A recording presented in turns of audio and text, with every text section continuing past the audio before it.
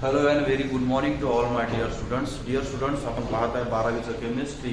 त्यामध्ये आपला चालू unit number 4 that is the chemical thermodynamics. आणि आजचा आपला टॉपिक आहे 4.10.5 that is the standard enthalpy of formation.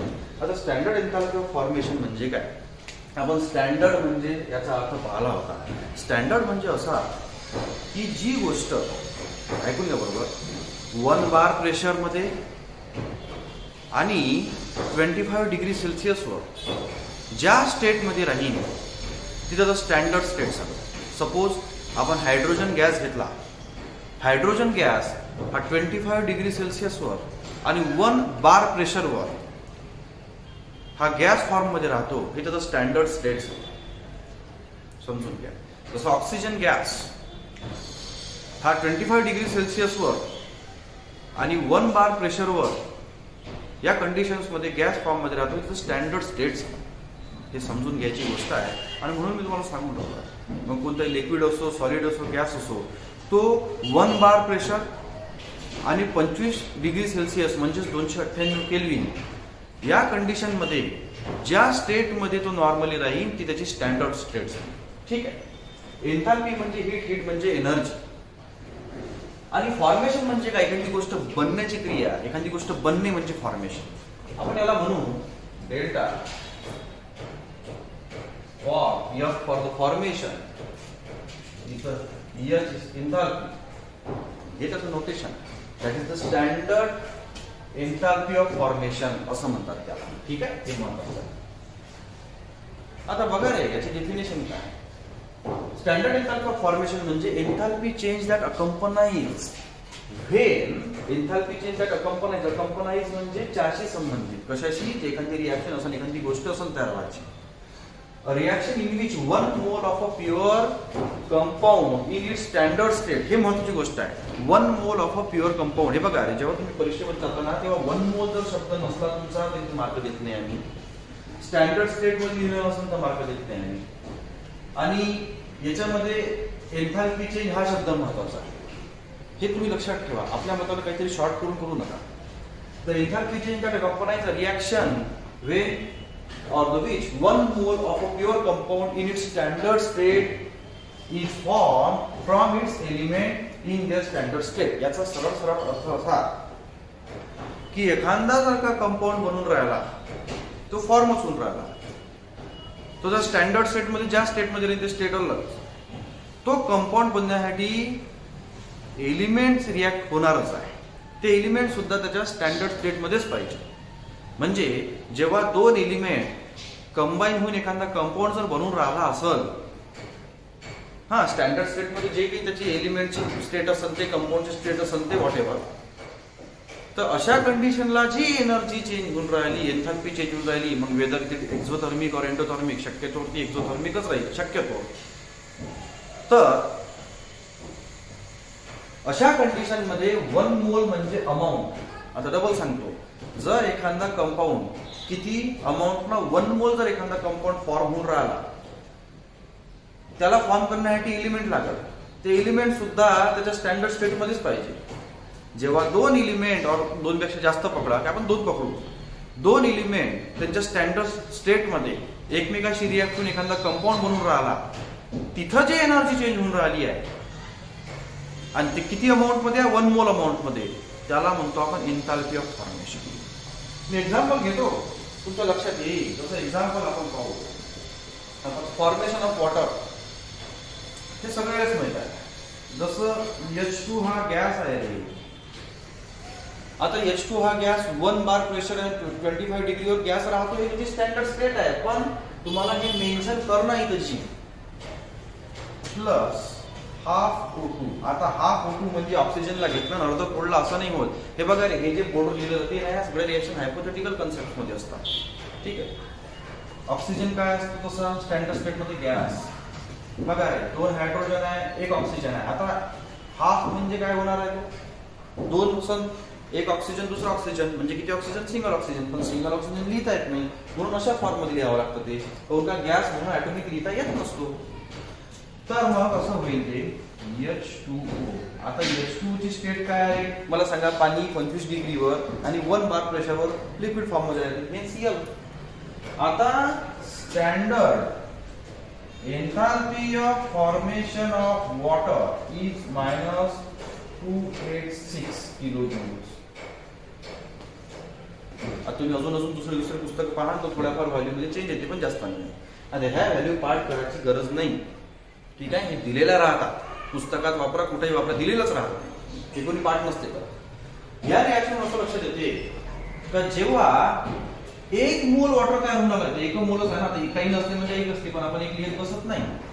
जेव्हा 1 मोल वॉटर तयार होऊन आला, पण कधी होऊन राहिलं जेव्हा हायड्रोजन गॅस आणि ऑक्सिजन गॅस कंबाईन होऊन राहिलं तेव्हा वॉटर फॉर्म होऊन राहिलं. Now this is the formation of standard enthalpy of formation of water, that is -286, that is the exothermic. कोणता मायनस आहे म्हणजे एक्झोथर्मिक, म्हणजे सिस्टीम पासून सराउंडिंगला हीट बाहेर निघून राहिली. आपण पहिलेच बोललो आहे का एखाद्या गोष्टीची हीट और एनर्जी कमी होऊन राहिली असेल त्याची स्टॅबिलिटी तेवढीच वाढते. ओके. आता हे तर झालं. अजून एक एक्झाम्पल तुम्हाला सांगायचं सांगतो. फर्स्ट एक्झाम्पल घ्या. सेकंड मध्ये काय, सपोज कार्बन आहे, कार्बन सॉलिडच राहते, पण कार्बन कोणता ग्राफाइट, ॲलोट्रॉप्स आहे कार्बनचे, डायमंड झालं, बकमिस्टर फ्लोरीन झालं, ग्राफाइट झालं, ठीक आहे. आपण इथे सॉलिड लिहू शकतो, असं काही नाही, असं सॉलिड, ठीक आहे. सॉलिडच असते ग्राफाइट. ग्राफाइट म्हणजे माहिती का काय, तुमची पेन्सिलची जे टोक असते ना, पेन्सिल ज्याला तुम्ही लिहिता ब्लॅक कलरचं झालं ग्राफाइट म्हणजे. प्लस ट्वाइस H2 हा कशात राहतो, गॅस. इथं सॉलिड लिहिलं तरी चालेल, असं काही नाही. आता याच्यापासून काय बनवलं रे, एक कार्बन आहे, 4 हायड्रोजन आहे, CH4 म्हणजे मिथेन. आणि तुम्हाला माहित आहे मिथेन गॅस हा जळतो म्हणजे एनर्जी देतो जळून. अशा वेळेस standard enthalpy of formation of that methane is -74.8 किलोजूल्स पर मोल. म्हणजे 1 मोल जर का CH4 गॅस तयार होऊन राहिला त्यासाठी स्टँडर्ड एंथैल्पी ऑफ फॉर्मेशन ची व्हॅल्यू आहे -74.8. याचा सरळ अर्थ असा का जेव्हा 1 मोल मिथेन तयार होते तेव्हा एवढी एनर्जी सिस्टीम पासून सराउंडिंग मध्ये बाहेर जाते. कोणता मायनस व्हॅल्यू आहे म्हणजे झालं ते एक्झोथर्मिक. सरळ अशा प्रकारे एक्झाम्पल आहे. आता त्याच्याच मध्ये तुम्हाला डू यू नो असं मिळेल पुस्तकात.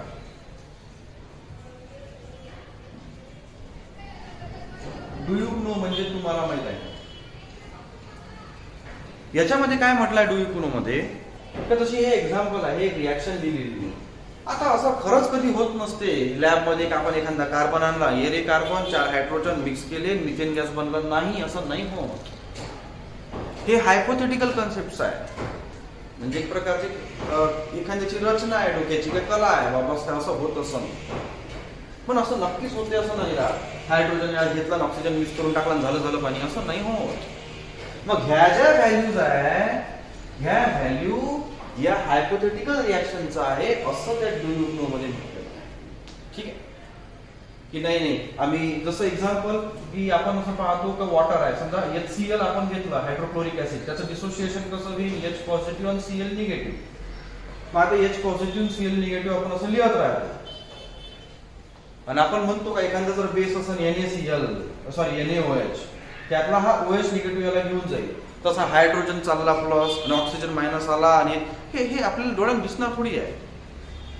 म्हणून ह्या सगळ्या हायपोथेटिकल कन्सेप्ट्स आहेत, ह्या रिॲक्शन्स. आणि हे जे एंथैल्पी आहे, हे एंथैल्पी ह्या हायपोथेटिकल रिॲक्शन्स. आता स्टँडर्ड एंथैल्पी ऑफ फॉर्मेशन याला F म्हणू शकता तुम्ही. आता F तर म्हणतोच आपण, पण ही कंबशन रिॲक्शन सुद्धा आहे. कोणची वाली, ही वाली. मी सांगतो पुढे आपल्याला आज शिकायचं आहे कंबशन रिॲक्शन म्हणजे काय. कंबशन रिॲक्शन म्हणजे एखादी गोष्ट कम्प्लिटली बर्न होणं किंवा ऑक्सिजन सोबत रिॲक्ट होणं. आता ऑक्सिडेशन म्हणजे ऍडिशन ऑफ ऑक्सिजन, इथं ऑक्सिजन झालं. आता इथं तुम्ही ही याला फॉर्मेशन एनर्जी म्हणू शकता आणि कंबशन एनर्जी सुद्धा म्हणू शकता. ठीक आहे, मी सांगतो नंतर, पहिले एवढं समजून घ्या. ठीक आहे, हा झाला आपला topic 4.10.5, that is standard enthalpy of formation. Next topic शिकू.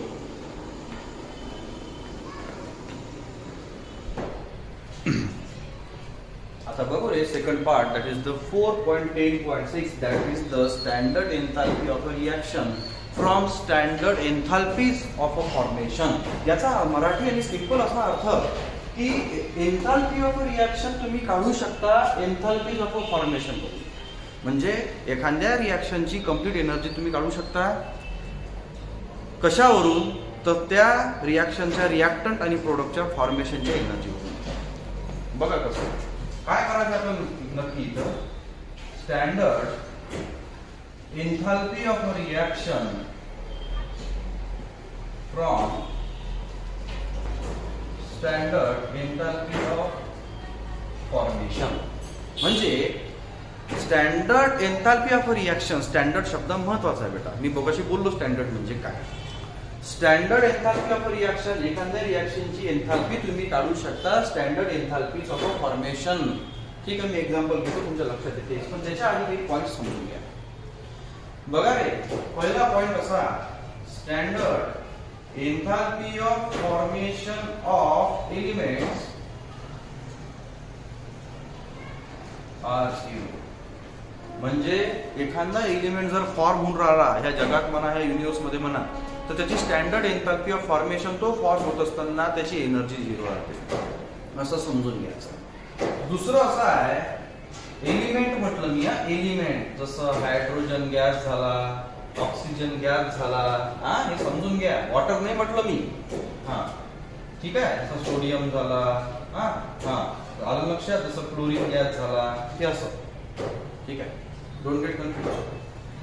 Now standard enthalpy of formation of compound म्हणजे एन्थाल्पी ऑफ दॅट कंपाऊंड. आता याचा अर्थ काय आपल्याला ते समजा. Standard enthalpy of formation of a compound. एखादा कंपाऊंड म्हटलं मी बेटा, म्हणजे वॉटर मॉलिक्यूल झालं, H2 झालं, C2H5OH झालं, व्हॉटएव्हर काही असो, हा एलिमेंट आहे, कंपाऊंड आहे. Element combines to form a compound, हे लक्षात घ्या. यांचं पहिलं वाक्य काय, शांतपणे समजून घ्या. Standard enthalpy of formation of element is zero. म्हणजे एखादा एलिमेंट तयार होत असताना त्याची स्टँडर्ड एन्थाल्पी म्हणजे त्याची एनर्जी, त्याची हीट ही झिरो असते.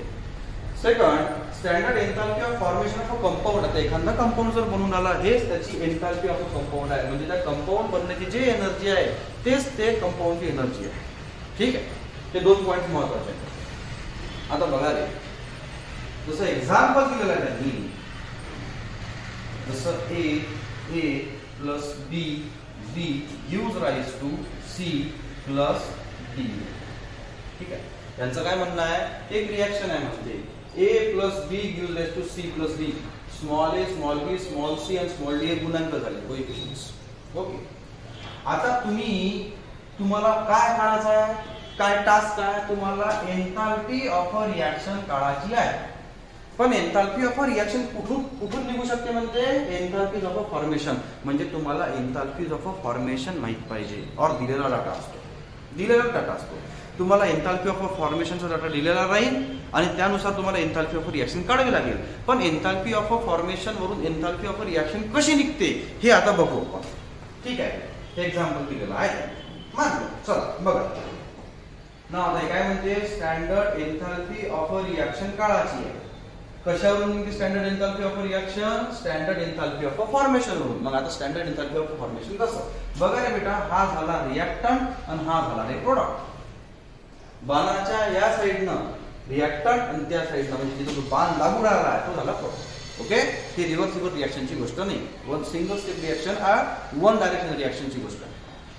Now standard enthalpy of reaction is, आता कशावर राहील, काय म्हटलं त्यांनी, प्रोडक्ट रिॲक्टंट. आता बघा रे कसं, नाउ बघा रे, small a enthalpy of A plus, आता हे एक लक्षात घ्या, इथं आपण प्रोडक्ट मायनस रिॲक्टंट करत असतो, sorry, small c enthalpy of C plus small d enthalpy of D, हा झाला रिॲक्टंट मायनस.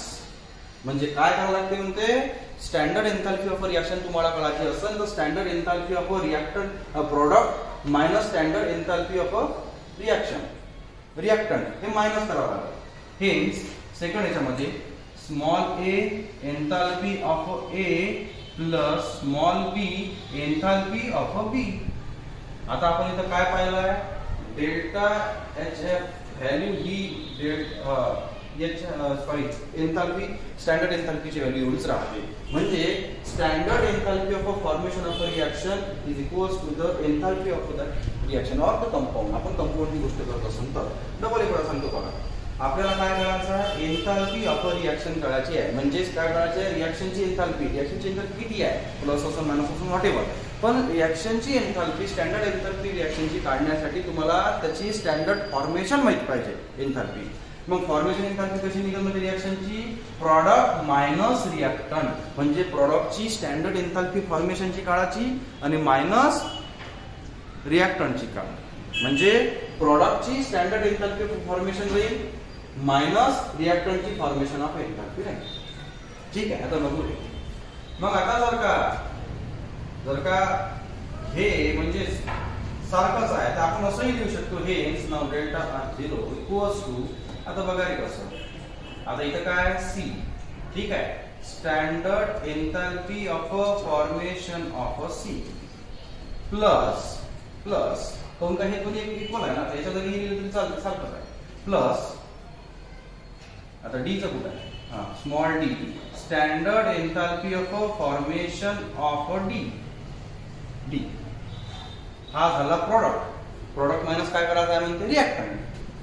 नाउ आता इथं A, standard enthalpy of a formation of A plus small b, standard enthalpy of a formation of B. आता याच्या values वेगवेगळ्या असते, याची value वेगळी आहे, याची व्हॅल्यू वेगळी आहे, याची व्हॅल्यू वेगळी आहे, याची व्हॅल्यू वेगळी आहे. रिमेंबर जर एलिमेंट असेल रिएक्शन मध्ये एखादा तर त्याची एन्थाल्पीची व्हॅल्यू 0 घ्यायची. ती दिलेली नसते म्हणजे 0च असते, हे लक्षात घ्या. मी एक्झाम्पल घेतल्यावर तुमच्या लक्षात येऊन जाईल. ठीक आहे, मग आता बघा रे, आता याची काहीतरी व्हॅल्यू असेल, याची काहीतरी व्हॅल्यू असेल, याची काहीतरी व्हॅल्यू असेल, याची काहीतरी व्हॅल्यू असेल. आता मायनस मायनस प्लस होते, ह्या सगळ्या ज्या मायनस तुम्ही बेरीज करताना वजाबाकी करताना जे रूल्स आहेत ते आपण 7वी 8वीत शिकलो आहे, इथे मी डबल सांगणार नाही. तर बघा रे, standard enthalpy of a reaction is the enthalpy standard enthalpy of a formation of a product minus standard enthalpy of a formation of a reactant. मग आता समेशन आहे. Now hence delta R equals to summation of, summation म्हणजे sum of. आता ह्या दोन्ही याची value plus करावं लागेल, मायनस या दोन्ही याची प्लस करावं लागेल. हे असं आहे. सपोज एक्झाम्पल घेतो फक्त, मायनस समजा 3 प्लस 5 आणि इकडे 6 प्लस 7, याची पहिले प्लस करा, याची पहिले प्लस करा, मायनस व्हॅल्यू काढा, असं समजून घ्या. नाव समेशन, मग याची पहिले सम करावं लागेल, 5 आणि 3 8 होते हे सांगावं लागेल. Now summation of standard enthalpy of formation of product minus summation of standard enthalpy of a formation of a reactant.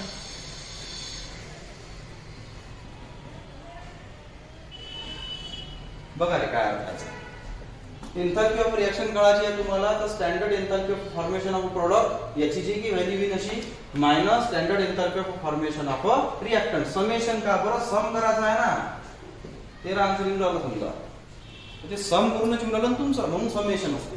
ठीक आहे, म्हणजे पहिले याची व्हॅल्यू काढा, दिलेली राहते, समजून घ्या, याची व्हॅल्यू, याची व्हॅल्यू, याची व्हॅल्यू, याची व्हॅल्यू, बस प्लस मायनस करणार, बेरीज वजाबाकीचे रूल समजले ना, तुम्ही काही करू शकता. 2-3 मार्काचे एक्झाम्पल्स असतात ते. ठीक आहे, पण पोरं तिथे गडबड करतात. पण जर का एखाद्या रिएक्शन मध्ये जर एलिमेंट असेल तर त्याची व्हॅल्यू दिलेली राहत नाही. मी तुम्हाला एक्झाम्पल देतोय, पहा. सपोज आता XY plus YZ react with use XYYZ, he reaction आहे. सपोज हा झाला रिएक्टंट, हा झाला रे प्रॉडक्ट. आता हा जर झाला कंपाऊंड आणि हा जर झाला समजा एलिमेंट, हा कंपाऊंडच राहिला. तर कंपाऊंडची व्हॅल्यू दिलेली राहील, पण एलिमेंटची व्हॅल्यू राहते का नाही. कोणत्या एलिमेंटची व्हॅल्यू काय असते रे फॉर्मेशनची, 0, ती दिलेली राहणार नाही. मग तुम्हाला काय करावं लागेल, प्रॉडक्टची स्टँडर्ड एन्थाल्पी ऑफ फॉर्मेशन दिलेली राहील, काय जे आकडे दिले राहील ते, आणि रिएक्टंटची दिलेली राहील. पण रिएक्टंट मध्ये YZ जर एलिमेंट असेल त्या रिएक्शन मध्ये, जर दोन्ही कंपाऊंड असेल, इकडे कंपाऊंड फॉर्म होत असेल तर त्याची एनर्जी राहते फॉर्मेशनची. पण जर एखाद्या रिएक्शन मध्ये एलिमेंट इन्व्हॉल्व असेल, जो की तो नेहमी काही ना कोणत्या रिएक्शन मध्ये येतेच, तर त्याची स्टँडर्ड एन्थाल्पीची व्हॅल्यू, फॉर्मेशनची व्हॅल्यू दिलेली राहत नाही. म्हणजे याचा समजाचा हा एलिमेंट आहे, कोणकोणचा, जसं H2 गॅस झाला, O2 गॅस झाला, फ्लोरीन गॅस झाला, किंवा कोणचा एलिमेंट झाला, फक्त एलिमेंट, मी कंपाऊंड नाही म्हटलं, मी वॉटर नाही म्हटलं, इथिल अल्कोहोल नाही म्हटलं, HBr नाही म्हटलं, HCl नाही म्हटलं. तर अशातून जे फक्त एलिमेंट जर रिएक्शन मध्ये इन्व्हॉल्व होत असेल तर त्याच्या जागी तिथं 0 व्हॅल्यू असते, हे समजून घ्या. ठीक आहे. आणि अशा वेळेला हा फॉर्म्युला झाला तुमचा. Now we get the formula. What that formula is, we have to calculate standard enthalpy of reaction from the standard enthalpy of formation. म्हणजे एखाद्या रिएक्शनची तुम्ही standard enthalpy of reaction, complete रिएक्शनची एनर्जी काढू शकता, पण तुम्ही ते तेव्हाच काढू शकता जेव्हा तुम्हाला स्टँडर्ड एन्थाल्पी ऑफ फॉर्मेशन त्याचं माहित राहील. स्टँडर्ड एन्थाल्पी ऑफ फॉर्मेशन कसं, रिएक्ट प्रॉडक्टची standard enthalpy of formation minus रिएक्टंटची स्टँडर्ड एन्थाल्पी ऑफ फॉर्मेशन ती आहे. मी एखादं एक्झाम्पल घेतो, जसं पुस्तकात एक्झाम्पल दिलेलं आहे, पाहू. बघा रे, तुम्हाला एक्झाम्पल दिलेला आहे, प्रॉब्लेम नंबर 4.10. हे तुम्हाला करायचं आहे. मी तुम्हाला सांगतो काय काय. बघा रे, रिएक्शन काय दिलेली आहे, रिएक्शन दिलेली आहे ट्वाइस C2H6 हा गॅस आहे म्हणते, प्लस 7O2. ठीक आहे, हा पण गॅसच राहणार आहे. आणि काय म्हटलं त्यांनी, 4CO2 हा गॅसच राहणार आहे, प्लस काय म्हटलं त्यांनी अजून 6H2O. 6H2O हा काय राहते, लिक्विड. पहा, मी रिपीट करतो. Twice C2H6 that is the gas plus 7O2 that is the gas. Now 4CO2 that is the gas and 6H2 water molecules that is the gas. आता रिएक्शन बॅलन्स असतो. आता बेटा एवढं तुम्हाला एलिमेंट आणि compound मधला फरक समजला पाहिजे. बघा, हा C2H6 एलिमेंट आहे का कंपाऊंड आहे, कंपाऊंड झाला. हा O2 गॅस एलिमेंट आहे का कंपाऊंड आहे, एलिमेंट आहे. हा काय झाला, कंपाऊंड आहे. हा काय झाला, कंपाऊंड आहे. तर तुम्हाला याची व्हॅल्यू दिलेली आहे, याची व्हॅल्यू दिलेली आहे, याची व्हॅल्यू दिलेली आहे. तुम्ही पुस्तकात जर पाहता, पण तुम्हाला O2 ची व्हॅल्यू दिली राहत नाही. काऊन का, O2 हा एलिमेंट आहे आणि एलिमेंटची फॉर्मेशनची व्हॅल्यू राहत नसते. थोडं डोकं ठिकाणावर ठेवायचं. म्हणून तुम्हाला पहा, standard enthalpy of formation of CO2 दिलेली आहे -393.5. तुम्हाला standard enthalpy of formation of H2O दिलेली आहे -285.8. आणि तुम्हाला स्टँडर्ड एन्थाल्पी ऑफ फॉर्मेशनची व्हॅल्यू दिलेली आहे C2H6 ची -84.9. पण तुम्हाला कुठेही या एक्झाम्पल मध्ये standard enthalpy of formation of ऑक्सिजनची व्हॅल्यू दिलेली नाही. पण ऑक्सिजन एलिमेंट आहे, त्याची कोणची व्हॅल्यू नसते, त्याची व्हॅल्यू असते 0. 0 काही लिहून अर्थच नाही. मग तुम्हाला काय करावं लागेल याच्यामध्ये, मी तुम्हाला आन्सर सांगत नाही, तुम्ही स्वतः करा आणि मला आन्सर पाठवा. तुम्हाला काय करावं लागणार, ही रिएक्शन आहे. आता ह्या रिएक्शन मध्ये हा झाला प्रॉडक्ट आणि हा झाला रिएक्टंट. सरळ गोष्ट आहे. तुम्ही काय करा, पहिले CO2 ची व्हॅल्यू दिलेली आहे तुम्हाला, ही व्हॅल्यू प्लस ही व्हॅल्यू करा. आता मायनस मायनस असेल तर प्लस होते, प्लस मायनस असेल तर काय होते, घेऊ नका विचारू. हे साधी गोष्ट झाली, 7वी 8वी. याची पहिली व्हॅल्यू दिलेली आहे, याची करा समेशन, सम करा याची, मायनस याची जी व्हॅल्यू, आता याची व्हॅल्यू नाहीच आहे, म्हणजे फक्त एकटीचीच व्हॅल्यू आहे. तर ह्या दोनच्या व्हॅल्यू प्लस करा आणि यातली व्हॅल्यू काढा. जी आन्सर येईल ते तुमचं standard enthalpy of a reaction झालं. तुम्ही एक वेळा एक्झाम्पल स्वतः करा. मी तुम्हाला स्वतः करून राहिलो, पण जेव्हा तुम्ही स्वतः करा तेव्हा तुम्ही शिका. मी किती शिकवलं, तुम्हाला सगळं आन्सर लिहून दिलं तर काही मतलब नाहीये. ठीक आहे. तर ह्या अशा वेळेला तुम्हाला करावं लागेल. हे झालं standard enthalpy of a reaction from standard enthalpies of a formation. यानंतर पुढचा कन्सेप्ट पाहू.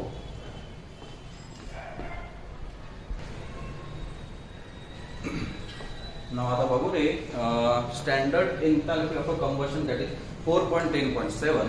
बघा, standard enthalpy of a combustion, आपलं स्टँडर्ड एन्थाल्पी, स्टँडर्डचा अर्थ समजला. एन्थाल्पी म्हणजे हीट म्हणजे एनर्जी, हे समजलं. एनर्जी आपण किलो जूल मध्ये मोजतो. आणि कंबशन म्हणजे काय होते रे, कंबशन म्हणजे एखादी गोष्ट जळणे, कम्प्लिटली बर्न होणे, याला कंबशन म्हणतो. कंबशन रिएक्शन, जसं तुम्ही लाकूड जाळता ते कंबशन आहे, गाडीचं इंधन जाळता ते कंबशनच आहे. मग standard enthalpy of a combustion म्हणजे नाव असं लिहायचं, C फॉर कंबशन. या बघ, इतकं चेंज होते बेटा, बाकी सगळं सारखंच आहे. ठीक आहे. नाव याचा अर्थ काय, तर enthalpy change that अकंपनी a reaction in which when 1 mole of substance in its standard state. हे महत्वाचं आहे, 1 मोल महत्वाचं आहे, एन्थाल्पी चेंज म्हणणं महत्वाचं आहे. आता काही लिहिलं तर मार्क भेटत नाही. सायन्स मध्ये तुम्ही पॉइंटशीर लिहा, पूर्ण मार्क घ्या, नाही एक पॅराग्राफ देऊनही आम्हाला 0 द्यावा लागतो. ठीक आहे. बघा रे, the enthalpy change that accompanying a reaction in which when 1 mole of a substance in its standard state are or is completely oxidized or burn म्हटलं तरी चालते, पण ऑक्सिडाइज लिहा. or completely exposed to oxygen. Oxidation म्हणजे oxidise म्हणजे काय होते, एखाद्या गोष्टीला ऑक्सिजन सोबत रिॲक्ट करणं, और त्या गोष्टीमध्ये ऑक्सिडेशन म्हणजेच ऑक्सिजन वाढवणं और ऍड करणं. म्हणजेच ऑक्सिडेशन म्हणजे काय होते, ऍडिशन ऑफ ऑक्सिजन. म्हणजे हे सारखंच झालं. कम्प्लिटली बर्न म्हणणंही चांगलं झालं, किंवा एक्सपोज टू ऑक्सिजन म्हटलं तरी चांगलं झालं. ऑक्सिडाइज म्हटलं तर बेस्टच बेस्ट आहे, कारण तो पुस्तकात लिहिलं आहे म्हणून. तर आता काय म्हणते बघा, enthalpy change that accompanying reaction in which when 1 mole of a substance in its standard state, म्हणजे 1 मोल सबस्टन्स, 1 मोल, 1 मोल म्हणजे किती होते पाहिलाय आपण याच्यात. 1 मोल सबस्टन्स त्याच्या स्टँडर्ड स्टेट मध्ये, म्हणजे 1 बार प्रेशर आणि 25 डिग्री सेल्सिअस वर तो सॉलिड आहे, लिक्विड आहे, गॅस आहे, त्याचे स्टँडर्ड स्टेट्स आहेत. सपोज हायड्रोजन गॅस घेतला तर तो गॅस मध्ये येते. इन इट्स स्टँडर्ड स्टेट, त्याच्या स्टँडर्ड अवस्थेमध्ये, अवस्था म्हणतात, इज कम्प्लिटली ऑक्सिडाइज, म्हणजे 1 मोल सबस्टन्स आहे तो त्याच्या स्टँडर्ड स्टेट मध्ये, आणि तो जर कम्प्लिटली जळला, त्याच्यापासून जे एनर्जी आहे ते त्याला म्हणतो असतो आपण स्टँडर्ड एन्थॅल्पी ऑफ कंबशन. आता एक्झाम्पल जर पाहायचं असेल तर पाहू ना. एक्झाम्पल पहा, जनरल आता काय होते बघा, नाव C2H2 हा गॅस आहे. ठीक आहे, ऍसिडिन म्हणा, plus O2 gives rise to, आता किती कार्बन आला इथं 2, त्यामुळे 2 CO2 प्लस हायड्रोजन किती आहे 2, त्यामुळे H2O. आता बघा रे, हा गॅस आहे, हाही गॅस आहे, हाही गॅस आहे, त्यामुळे वॉटर काय असते, लिक्विड. आता ही रिएक्शन बॅलन्स करा पहिले. इथे किती पाहिजे, 4 ऑक्सिजन आणि 5 ऑक्सिजन. पण 5 ऑक्सिजन कसं लिहिणार आहे, इथं जर मी 5 ऑक्सिजन लिहिलं तर 5 × 10 जाईल. मग ते शांततेनं करा विचार पहिले. मग 5 ऑक्सिजन जर पाहिजे तर 5/2 करत असतात. आता 5/2 चा आन्सर किती होते बेटा, 2.5. 2.5 गुणिले 2 किती होते, 5. हे असं असते, गडबड इथं पासून व्हॅल्यू. हेन्स आता ही रिएक्शन झाली balance. Hence standard enthalpy of a reaction, और इथं C लिहिलं तरी चालते, पण R लिहायचं, इज -1300 किलोजूल्स. हे दिलेलं राहते. हे मागच्या लेक्चर मध्ये आपण जे व्हॅल्यू पाहिली होती ना, तीच व्हॅल्यू आहे, तीच रिएक्शन आहे. रिमेंबर, काही गोष्टी रिपीट असतात, त्यामुळे 10 वेळा वाचल्यापेक्षा एकच वेळा चांगली वाचून घेत जा. ठीक आहे. तर C2H2, then 1 mole of C2H2 reacts with the oxygen gas, then 2 mole of CO2 gas and 1 mole of water molecule is obtained. The enthalpy of reaction is -1300, that is the exothermic reaction. आता ही एक example आहे. आता इथं R च्या जागी C लिहिलं तर काय होते सर, काहीच होत नाही, बरोबर आहे. याच्या जागी R च्या जागी F लिहिलं तर काय होते, बरोबर आहे. पण R लिहा तर कम्प्लीट रिएक्शनचा एन्थॅल्पी आहे येते. ठीक आहे. जसं काही एक्झाम्पल पुस्तकात दिलेले आहे. आता जसं आपण वॉटर मॉलिक्यूलचं पाहिलं होतं ना फॉर्मेशन, तसंही आहे. जसं एक एक्झाम्पल तुम्ही घेऊ शकता, जसं CH4 plus O2 gives rise to, आता पहा किती कार्बन आहे रे, 1 कार्बन आहे केलेला, ऑक्सिजन किती आहे 2, आता CO2 असं. मग ऑक्सिजन संपले, मग ऍड करू ना आपण. पण रिएक्शन बॅलन्सिंगच महत्वाचं आहे. हे 10वीची गोष्ट आहे, पण आता हे नाही तर समजून घ्या. किती हायड्रोजन आहे 4, त्यामुळे H2 लिहिलो आपण. किती झाले 4, H2O. आता पहा, CH4 काय, मिथेन हा गॅस आहे. ऐका तुम्ही, मिथेन गॅस असते, जळत येतो. ऑक्सिजन काय रे, गॅस आहे. CO2 काय रे, गॅस आहे. वॉटर काय, लिक्विड आहे. आता याची जे आता त्याच्या आधी मला रिएक्शन बॅलन्स करू. इथं किती ऑक्सिजन आहे रे, 2. इथे किती आहेत, 2 आणि 2 4. म्हणजे या साईडला 4 ऑक्सिजन, या साईडला 2 आहे. म्हणजे इथे किती लागेल, 2. हे 2 4. नाव the reaction is completely balance. आता बघा रे, नाव एन्थॅल्पी ऑफ अ रिएक्शन ही दिलेली आहे -286, नाही 286 नाही आहे, ही असेल -890 किलोजूल. पाठ करायची गरज नाही, दिलेली आहे तिथे, हे समजून घ्यायचं. -890 जी व्हॅल्यू दिलेली असेल ती लिहायची. आपल्या मतानं पाठ करून जायचं नाही, कारण कामच नाही पडत. आता तुम्ही पायची व्हॅल्यू पाठ करता काय माहितच आहे, असं आहे. प्लॅंक्स कॉन्स्टंट दिलेलंच राहते, त्यात काय करायची गरज आहे. जे दिलेलं त्याच्या मग फालतू डोकं लावून नको बसू, जे महत्वाचं तो अभ्यास करा. तर ही एक रिएक्शन आहे. This reaction also regarding the combustion reaction or oxidation reaction. आता पहा नाही तर ऍडिशन ऑफ ऑक्सिजन म्हटलं, म्हणून मी काय म्हटलं, 1 मोल सबस्टन्स कम्प्लिटली बर्न होऊन राहिला किंवा त्याचं रिएक्शन ऑक्सिडेशन. आता ऑक्सिजन ऍडिशन कोण म्हटलं आहे, अरे सरळ गोष्ट आहे, जळासाठी ऑक्सिजन लागते. बिना ऑक्सिजन जळते का कोणती गोष्ट नाही. हेच ऑक्सिडाइज म्हटलं आहे. आलं लक्षात की अशा वेन आहे. आता इथं एक तुम्हाला दिलेलं आहे पुस्तकात, तुम्ही जर पाहत असाल तर तिथं मग तुम्हाला दिलेलं आहे ट्राय दिस नावाचं. वाचत चला ते शिकवत असतो मी. ट्राय दिस. आता आपण ट्राय दिस. आता पहा रे काय म्हणते try this. Write thermochemical equation. एक थर्मोकेमिकल इक्वेशन लिहा म्हणजे रिएक्शन लिहा म्हणते. कशाची? For complete oxidation of 1 mole of H2 gas. म्हणजे 1 मोल H2 गॅसचं कम्प्लीट ऑक्सिडेशन होणारी रिएक्शन लिहा म्हणते.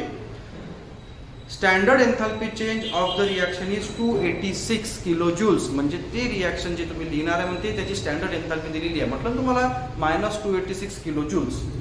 Is the value -286 kilo joule enthalpy of a formation और एन्थॅल्पी ऑफ अ कंबशन और अ बोथ.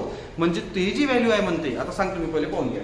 त्यांनी काय म्हटलं, पहिलं एक स्टेप बाय स्टेप जायचं. Write thermochemical equation. एक थर्मोकेमिकल इक्वेशन असं लिहा ज्याच्यामध्ये 1 मोल हायड्रोजन गॅसचं ऑक्सिडेशन और कम्प्लिटली बनवून राहिलं. आता इथं पहा H2 गॅस आहे, याला बंद करायचं आहे तर ऑक्सिजन लागल नाही लागल. ठीक आहे, बरोबर. काय तयार होते H2. आता रिएक्शन बॅलन्स करा. एक ऑक्सिजन इथे 2 आहे त्यामुळे हा U2 लिहायचा. आई काय आहे गॅस. या रिएक्शन साठी स्टँडर्ड एन्थॅल्पी ऑफ रिएक्शन काय दिलेली त्यांनी? स्टँडर्ड एन्थॅल्पी ऑफ रिएक्शन दिलेली आहे म्हणते -286 किलो जूल्स. हे आपण मला वाटते लेक्चर चालू झाल्याला पाहिजे होते एक्झाम्पल. तेच एक्झाम्पल आहे बेटा, 10 वेळा पाठ करायची गरज नाही. तर आता याचा प्रश्न काय? पहिला तर प्रश्न होता रिएक्शन लिहून दाखवा म्हणते अशी ज्याच्यामध्ये हायड्रोजन 1 मोल हायड्रोजन गॅस. म्हणजे इथं 2 4 नाही, 1 मोल हायड्रोजन गॅस म्हटलं ते ना. 1 मोल हायड्रोजन गॅसचं कम्प्लिटली ऑक्सिडेशन दाखवा म्हणते. कम्प्लिटली बंद दाखवा. ऑक्सिडेशन तेव्हाच होईल, बंद तेव्हाच होईल जेव्हा ऍडिशन ऑफ ऑक्सिजन होईल. हा कॉमन सेन्स झाला. ठीक आहे, हे लिहिलं. त्यानंतर त्यांनी काय म्हटलंय, आता ही जी व्हॅल्यू आहे म्हणजे -286 the value standard enthalpy change. आता त्यांनी काय म्हटलंय, मग हे स्टँडर्ड एन्थॅल्पी ऑफ रिएक्शन झाली सरळ सरळ की स्टँडर्ड एन्थॅल्पी ऑफ कंबशन झाली. म्हणजे तुम्ही या व्हॅल्यूला एक अशा याच्यात लिहिता म्हणते का हे अशी लिहिता म्हणते सेम का हे दोनही सारखेच आहे म्हणते. तर माझ्यानुसार मी तुम्हाला जे आन्सर सांगतो, तुम्हाला काय वाटते ते सांगा पहिले. दोन्ही गोष्टी सारख्याच आहे बेटा. बघा रे, आता H2 तयार होऊन राहिला काय रिएक्शन मध्ये, म्हणजे त्याला फॉर्मेशन चालते. पहा प्रश्न काय, is the value -286 kilo joule. जी व्हॅल्यू आहे म्हणजे -286 किलो जूल ही ती एन्थॅल्पी ऑफ अ फॉर्मेशन आहे म्हणते. म्हणजे एन्थॅल्पी ऑफ अ फॉर्मेशन ची व्हॅल्यू आहे म्हणते ही, और एन्थॅल्पी ऑफ अ कंबशन ची व्हॅल्यू आहे म्हणते, और कंबशन ची व्हॅल्यू आहे. म्हणजे तुम्ही 286 च्या आधी इथं एन्थॅल्पी ऑफ फॉर्मेशन लिहिलं किंवा कंबशन लिहिलं, दोनपैकी काय लिहा म्हणते किंवा दोनही लिहिलं तर चालते म्हणते. तर माझं म्हणणं आहे बोथ आर द सेम. बघा रे कसं होते, तुम्ही जेव्हा ऑक्सिडेशन किंवा कम्प्लिटली पण हे वाचून राहिले असेल तर इथं काय म्हणते, when 1 mole of a substance is in standard completely oxidise. Oxidation तेव्हाच होते जेव्हा ऍडिशन ऑफ ऑक्सिजन होते. म्हणजे ह्या रिएक्शनला डेल्टा सी हे लिहिलं तरी चालते आणि फॉर्मेशनचं F लिहिलं तरी चालते. काऊन तर ह्या रिएक्शनमध्ये वॉटरचं फॉर्मेशन होऊन राहिलं काय. मग तिथे लिहायचं यस. मग आता एक्सप्लेन म्हटलं तर मी जे म्हटलं ते लिहायचं. कसं लिहायचं का, both things are the same, no matter what that, because there is the formation of water as well as the combustion reaction as well too, because there is addition of oxygen. Hence we write both or any one, not that specifically the delta F value or the delta formation value, not the specifically the delta C value or the combustion value. Both are the same. We can write any of this. और माझं तर म्हणणं असं आहे की delta R value और reaction value तुम्ही दिली चालते. हेच त्याचं एक्सप्लेनेशन असं द्यायचं. ठीक आहे. तर या वेळेला आहे बेटा तो स्टडी.